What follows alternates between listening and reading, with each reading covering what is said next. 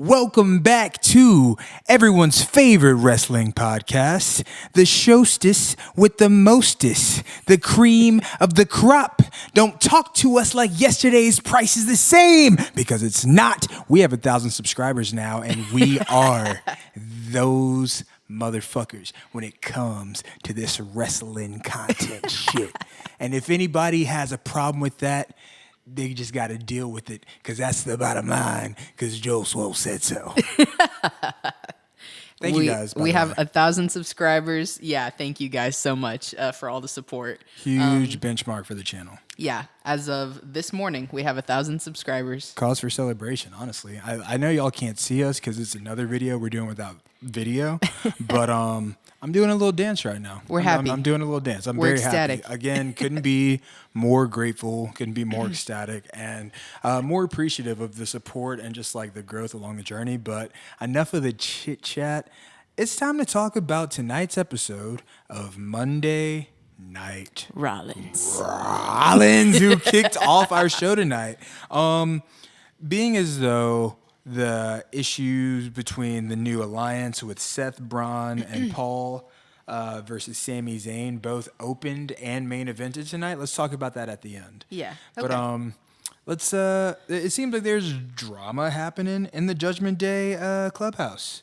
Why is nobody telling Finn anything? He's out of the loop on everything, and I feel like Liv is behind it. There's been tension for a long time, and then I think they all just kind of got closer when JD got injured because they naturally came together, but there's been some tension with the Judgment Day. There's been some tension, and I feel like Finn's being really cool. He's trying to be chill. He's trying to be level-headed, and I think that this is like they're setting the stage for the return of the babyface, my goat, the one, the only, the prince, the demon king, Finn Balor. But I mean, I know already just by saying this, yapping about my love for Finn Balor, there's gonna be a billion motherfuckers. I'm kidding. Nobody ever leaves comments on our videos. But there's going to be people like, Finn Balor fans, when are you guys just going to let it go? It's over. Like, a nigga can dream, can't he? Like, goddamn. Nevertheless, I think that they should really start cluing him in on shit. Like, I know that they're going to turn on him. They're going to break his heart. But he's trying. He's trying to be level-headed about not having a title and, like, not being included on shit. And it feels me. I'm watching Monday Night Raw, and they're being mean to Finn Balor. And it's pissing me off. Yeah. And also, tonight, I feel like this got ignored, but Carlito said he wants to win a title. So I can imagine him showing up tomorrow night on NXT. We'll see if he does. If he doesn't, I don't know what else, what other title opportunities are there for Carlito now? There's not like the 24/7 title anymore. Carlito's not in one of the like internal Judgment Day tag teams. So like whatever he does in his pursuit of a championship or like however that goes about happening, wishing him the best. Carlito's still like a sneaky favorite. I want to set the record straight. When Carlito got in trouble for his like off-colored joke that happened with Io and Kyrie a while back, I honestly, wholeheartedly, based on the events of the roast of WrestleMania and all of the PR last week, think that was 100% written and that they just made him be a good soldier and take the fall for it. He took the fall. I just saying, noticing. Like we see what is happening. It seems a little odd. Yes. I'm just it's a little sus. It's a little sus. But Just a little. Another thing with the Judgment Day, Liv is taking some time off for a movie. Yeah.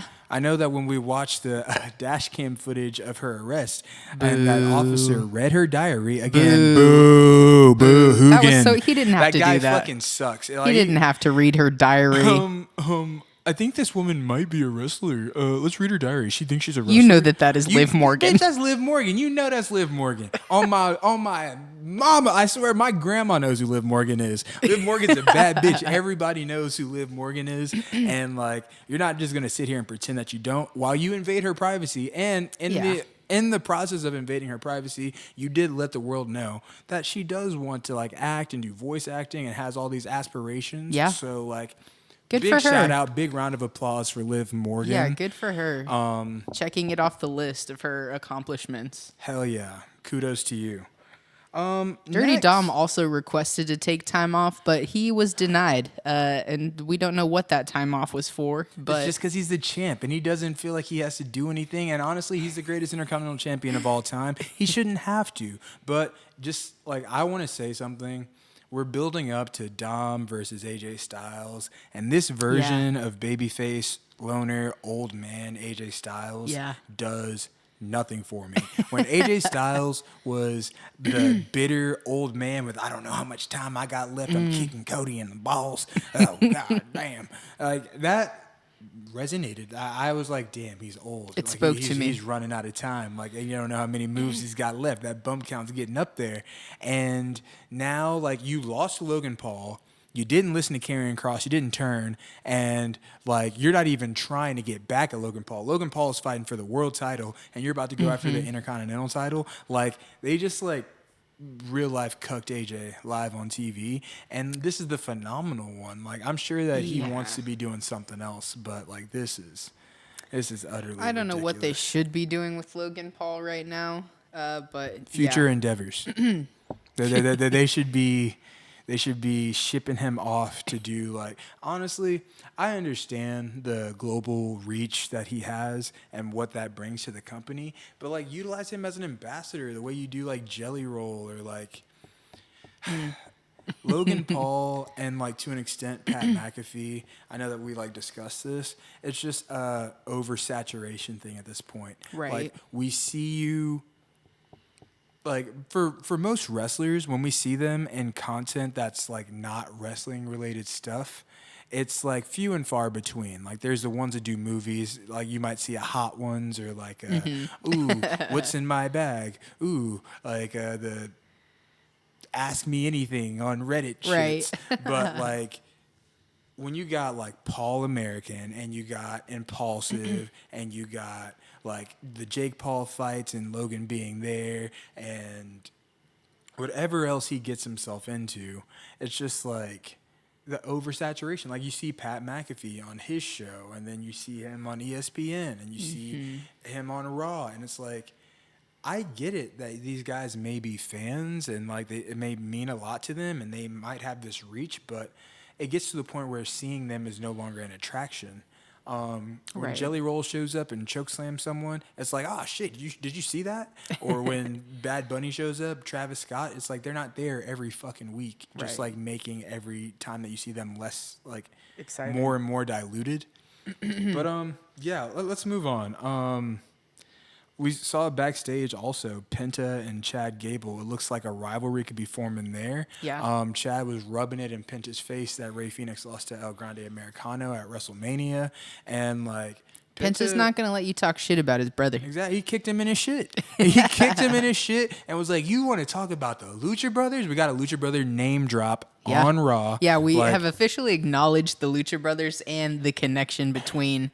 Penta and Phoenix. And it's only a matter of time before them Lucha Brothers and them Creed Brothers do battle. And when it happens, it will be glorious. I need to see the Lucha Brothers have a moment. Maybe not necessarily in a tag team match, but I want to see them have a moment where they get to fight together. Like maybe... Or like just interact with each other. Like, and like Money in the Bank or Royal Rumble. Just like seeing them like face off for a second. And Royal Rumble would be awesome.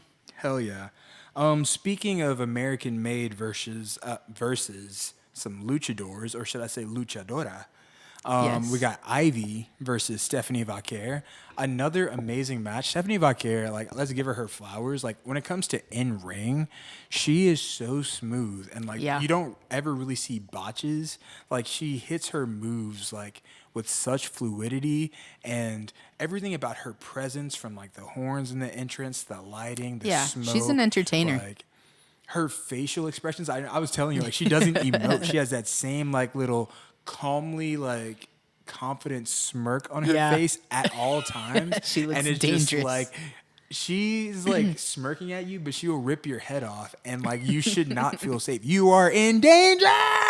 You're in danger when La Primera shows up. Get out. Run. Ivy, Nile, why are you here? You were going to get hurt. And that's what happened. Yeah. You know? Like, that's...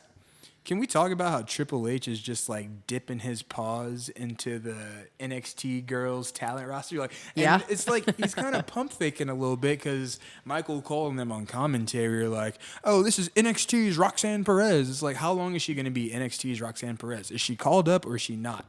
Like, right, she's been here for a while. Like, she's been making appearances since before WrestleMania at this point. Exactly. She was in the Royal Rumble and the Elimination Chamber. Right. Like, she's been on every fucking PLE this year except WrestleMania. Right. And the thing that, like, back when Kevin Owens debuted and, like, went after John Cena while he was the NXT champion, he was just pulling double duty. He's on Raw, he's on NXT. He's on Raw, he's on NXT. Stephanie's doing the same thing. Julia and Roxanne are doing the same thing. But at what point are they just, like, officially up? They've closed off all of their NXT stories, and now they're ready to just like be ingratiated with this like crazy Raw women's roster right now. We were talking about it just now. And on Raw, you have Rhea, you have Io, you have Becky who's back, Bayley, who will be making her return from injury anytime now, Lyra, Stephanie, Julia, and Roxanne. It's crazy. And you still have Liv and Raquel. The women's roster is stacked. That's just like the top title, and like the tag titles are being held by a main eventer right now too. So like all that's just like the women's main event scene. Like if you talk about the mid card, like you got the mid card championship is being occupied by Becky Lynch, a first ballot Hall of Famer, and Lyra Valkyria, one of the best wrestlers in the world right now. Yeah. Who like skill wise, talent wise is right there with like anyone on the roster. And it'll only be a matter of time. She's like in her Braun Breaker spot where like, I got the IC title right now. I'm going to try to establish some like, you know, honor and credibility for this. But Lyra's going to be in the world title picture sooner rather than later. Definitely. And we got to see an amazing match tonight between Lyra and Becky. Well, a segment, not a match. Yeah. But nevertheless, she held her own on the mic. At no point in time was it like a Charlotte Tiffany, oh, you're trying to get over on a rookie? Wow, I'm a rookie, and you're stumbling over your words. Like, Lyra was like, nah, fuck that. Like, I don't want to be Becky Lynch. I'm going to be better than you. Like, I'm already a better wrestler than you. Caw, squawk, squawk. Kicking her in her shit. Kicked her in her shit. Yeah, I thought, like, I hate to compare at every turn, but yeah, I did think it had a lot more, like, high impact than Tiffy and Charlotte. And, like, no disrespect, like you said, like, Tiffy is someone who has been wrestling for a handful of years and, like, has gotten better exponentially fast and just like exploded through the PC, exploded through NXT, exploded onto the main roster, and very much deserves her spot. I'm not saying that she's not deserving, but you can see that Lyra is like a 10-year plus vet who's just been like working at this for a lot longer. And even though like they're around the same age, I think Lyra's a little bit older. She's like around our age. You want to see her like get those opportunities at the top titles and fighting the top women. And even though it's like Becky coming down to the IC division to like face Lyra, it still feels like that rub, like the main event rub, how Tiffy just got at WrestleMania. Yeah. So I'm hoping to see a successful title defense at Backlash. The Backlash card is starting to shape up. We have John Cena versus Randy Orton, Jey Uso versus Logan Paul for some reason. I don't think it's been announced officially, but like it's all but official. It seems like that's what's happening. Pat McAfee, who cut an impassioned promo, the first person other than The Rock to really drop the F-bomb on Netflix. Yeah. Twice, actually.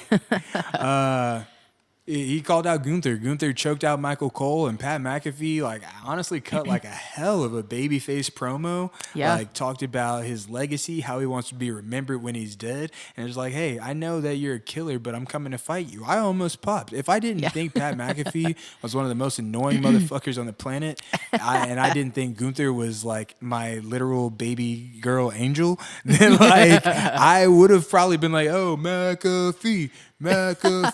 But unfortunately, brother, you're about to go to sleep. I'm so sorry. You're about to go to sleep. And like, I liked the Pat promo. I didn't think they were gonna let it happen, him fighting Gunther, but honestly, I'm WWE employs a top 5 wrestler in the world, and they're about to have him fight Pat McAfee. Patrick McAfee. Pathy. Like, he's really about to fight. Like, we got AJ Styles is looking for a fight. I'm sure there's someone like Seth is running around. Sammy's running around. There's people who can go in the ring that Gunther could be fighting instead. But, you know, like, they need something to get him away from the world title scene, let Jay do his thing. I don't know how long Jay's reign is going to be, but with, like, a feud like this with Logan, it feels like a filler feud. Like, a lot of this card feels like filler. It doesn't feel like any of the titles are going to change hands. Maybe Becky might beat Lyra. Yeah, but I could see that. I can see Bayley coming back to help Lyra. Yeah, very true. Or maybe Becky especially beats Lyra since and now then we Bayley know confronts that her. Becky is the one who attacked Bayley. I like the long-term storytelling there, how like they've had like on and off beefs like through the pandemic, through the initial Damage Control, like big time Bex, and when Becky was teaming with like Lita and Trish, like all of that, like there's been webs of a feud between her and Bayley for years, and I know that they're probably excited, like working through this, like the horsewomen. Yeah. They've had like so many years, so many rivalries, and like it feels like the same as like the Shield matches when Roman and Seth interact. Just drawing on that amount of history and like that amount of just like lore between everyone makes for it to like be that much more special. And now adding Lyra as a new chapter and like Lyra is someone who grew up like watching them and being fans of them. I think it just like gives her a reason to, like tonight I think is one of the best showcases of Lyra ever. And it wasn't even in ring. Like as a performer, like first and foremost, she looked amazing. But more importantly, like as like her presentation, she was confident, she was assured in herself, and she looked every bit the like match of Becky. She's like, hey, if you're remembering last time we fought, I whipped your ass, and I'll do it again. I'm a better wrestler than you. Like talk shit, get hit. Let's go. Squawk, squawk. You know. So excited to see how that happens. How about that vignette for Rusev? Oh yeah. He's doing his Redeemer character from AEW. I liked it. I'm still, I guess, kind of new in that I don't really know much about Rusev. So I thought, it hooked me in just not knowing him that well, but I liked it. In his initial run, he was portrayed as like this Bulgarian brute who was married to the ravishing Russian Lana. And it was like a Rocky IV, like Drago type, like wife who's like, Rusev, crush. And like she like barks order and he like just rips you to shreds and like wears like this Russian medal, waves a flag, came in on a tank at WrestleMania. It was awesome. But like when that like kind of faded and like he got put into the League of Nations, it kind of just like fell apart.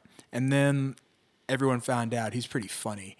And like New Day was doing their New Day stuff and he was like, I don't like the New Day, it's Rusev Day. And like Rusev Day got so over, but it's like another one of those things where it felt like Vince was punishing him for getting over, even though they made Rusev Day shirts and had like Aiden English, who I think he might be a commentator in TNA right now. He would do like a Sinatra style singing like Rusev Day. And it was like awesome. But when he went to AEW, he had a character called the Redeemer, which was kind of like what he's like doing in this vignette. Like, hey, I used to fight for everyone else and fight for all this bullshit. And like, I don't want to be that way. And I don't want y'all to be that way either. So when I beat your ass, don't worry, I'm going to redeem you. You'll be good after that. And I automatically, I'm like, rah, let's fucking go Rusev, let's go Miro, whatever you want to call yourself. I'm here for it. Like, let's redeem these niggas. And all it does is like, I don't know if he's a face or a heel. He attacked Otis.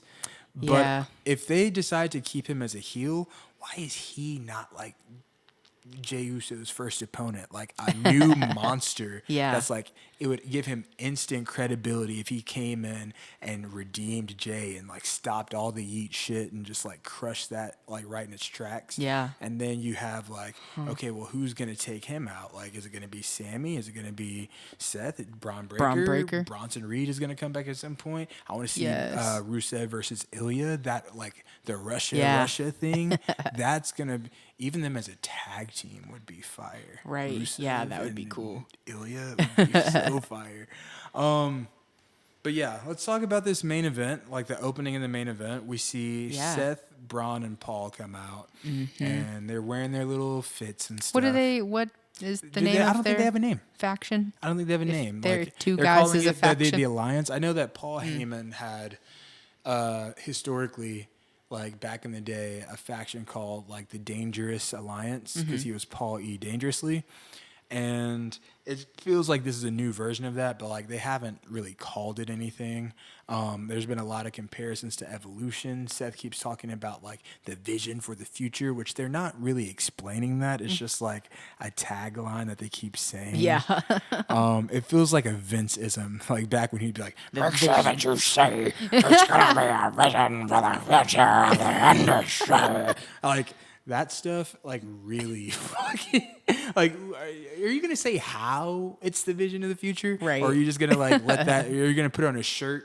Like, maybe that's right. Maybe that's their name, Vision of the Future. We'll get some merch. That Vision of the Future would be worse than Pure Fusion Collective as a name. Vision of the Future, yeah. Don't Speaking like it. of Pure Fusion Collective, I don't know where they've been. They've been off TV, but on social media, I've been seeing Zoe Stark do a whole lot of like censoring the women's division and like their outfits and their in-ring, like covering it up I've being seen like, some of those tweets. It's kind of reminiscent of the Right to Censor, which was like a Attitude Era, or maybe Ruthless Aggression era.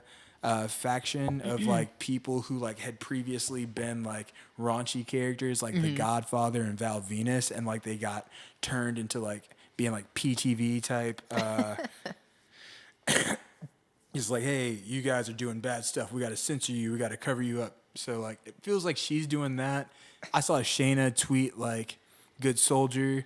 Like, so it feels like everyone that's being like shelved and not getting their ideas heard are all like voicing that shit and like being very like open about it. And I feel for Shayna, like Shayna in NXT was a killer. Yeah. And like she's put a lot of years into this. she's put so much in. Yeah. And it feels like they like didn't fully commit to her as like the monster that she was because they wanted to portray Ronda Rousey as that. Yes. And Ronda Rousey was not nearly as invested. And then like the damage was done at that point. You couldn't just like rehab Shayna's image. And there's nothing that they've done to like make her back. Like she doesn't feel like a threat ever at all. And I feel for her. And then like being on the receiving end of some of those like more crass jokes at the roast when she wasn't even there. I didn't like that. Yeah. So, like, hopefully Shayna Baszler gets a chance to show up on TV and, like, actually rip somebody's arm out of socket. I hope Paul so. Heyman, the way you've been talking, I wouldn't want to run into her backstage if I were you. So, like, you might want to, like, just Braun Breaker and Seth can only do so much, but she's real MMA. She'll break their shit, too. So, you might want to watch your mouth, buddy boy. But, yeah, they're trying to turn Sami Zayn. They're trying to get him to go to fucking Smackdown and get off the show because he doesn't stand for their shit. And they promised him a match with the winner of Randy Orton versus John Cena, And which Sammy's he's pissed because he knows he's confided several times that all he wants is to be a world champion. It's his biggest It's goal. so unfair. He sees Jay be a world champion, and we saw him like looking at Jay last week longingly, like, man, that's a dream that I want. Yeah. Kevin Owens has been a world champ. Cody's been a world champ. All of his contemporaries, everyone that he's compared to, has been a world champ. And Seth wants to fucking dangle that in front of his face. Like, go to SmackDown. I love you. 20 years we ran these rules together, daddy. And it's like, brother. yeah. No. Sami Zayn, I know that we were mad at you last week, but this is your chance. You were one of the greatest baby faces of all time. You got speared and speared and speared and speared and speared and speared tonight, but you are going to get up. And what you're going to do, Sami Zayn, you are going to become a world champion. I don't know if you listen to our show, Sammy. I don't know if you tap in, if you're tuned in to the greatest wrestling podcast on earth, Goodie Graps. But if you are listening, Sami Zayn, this is a direct message from me, Joho, and Casey to you. That's right. Lock the fuck in. Lock in, Sammy. That little fucking puppy dog Steiner and fucking Becky Lynch's husband and the walrus guy. They need to get their shit kicked. Go kick their shit, brother. And when you have your moment and you're a world champ and you're holding it up in the sky and celebrating with the crowd, I want you to look out longingly into the crowd. And in the distance, whether we're there or not, you're going to see us like a hologram, like Mr. Miyagi, like fucking Obi-Wan Kenobi, just nodding approvingly. And just know that we know that you did it because we told you to right now. Yeah, Sammy, And not we're proud because of you Triple H already. wrote it. We're proud of you. We know you can do it. We know you can do it. Just remember, every time that Paul Heyman in the Bloodline called you Shmooly and your name is Sami Zayn, Shmooly, Shmooly, Shmooly, Shmool his shit. Shmool his shit. Kick him in the face. You remember who took your Intercontinental Championship? Wasn't it Mr. Puppy Dog? Woof, woof, woof. Ruff, ruff, ruff, ruff, ruff. I'm Braun Breaker. Ruff, ruff, ruff. It wasn't he the one that took your shit? Kick his shit in the face. Seth freaking Rollins. Y'all ran the same roads 20 years. 20 years y'all ran these roads together, Daddy. And what has he done? He's like a 5 or 6 time world champion. Every time that they have a belt, they have him and he fights you, he kicks your ass. He's married to Becky Lynch, and him and Becky Lynch are like the power couple of the industry. They got their kid. What happens next? Are they going to have their kid politic over your kid when he wants to be a wrestler and achieve his dreams? You're doing this for Ramy Jr. You're doing this for your boy. You got to hold that title the way that Dusty Rhodes never got to hold that title for Cody. But, I don't know. That's my reaction to Raw. What did you think tonight? Yeah, no, I agree. I think Sammy needs to get his title. He needs to be a world champion. And I know And Seth I doesn't don't have know- a title, but like still beating Seth feels like it puts him in line. Yeah, it does. Because I don't really know, like you said, they didn't really explain the whole vision for the future. And I don't really know what the goal of their little faction is, other than bullying Sami Zayn. So I don't think that they know either. And I remember when Paul Heyman was waffling on McAfee's show about how Seth Rollins was in the place where Roman Reigns was when I first started with him, and now we're gonna do the next fight. It was like Paul Heyman to me. I know he's one of the greatest wrestling minds of all time, Hall of Famer, all that shit. Like he's kind of a succubus to me, and he finds whoever the hottest, most on fire thing is, attaches himself to them, and then has this self-righteous I'm an auteur type thing where he's like, Oh, I'm going to turn Seth Rollins into the best thing in the industry. This is what the future of the industry is. Him, man, Braun Breaker. and here we are 2 weeks in, and all they've done is stand there, emote, aura farm, and say vision for the future and spear niggas. And you put Braun Breaker in a suit. yeah, he got some fuzz, and Heyman standing behind him when he came out. He did. He looked dangerous. He looked dangerous and cool and he shit. looked good. If your goal was to make Braun Breaker look cool and Yeah. dangerous, it doesn't seem like you really had to do that much more. But I mean, cool. Pat yourself on the back. Seth is still coming out to his babyface song and wearing his outfits and dancing and shit. Nothing about his presentation has changed. Right. So I don't think it will. I guess. Monday Night Messiah thing. Well, But we'll see.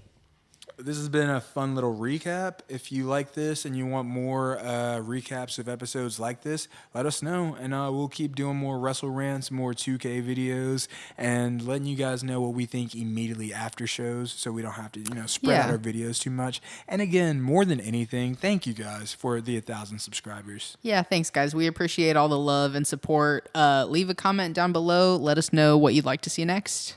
And as always, good night and goodbye. Mwah!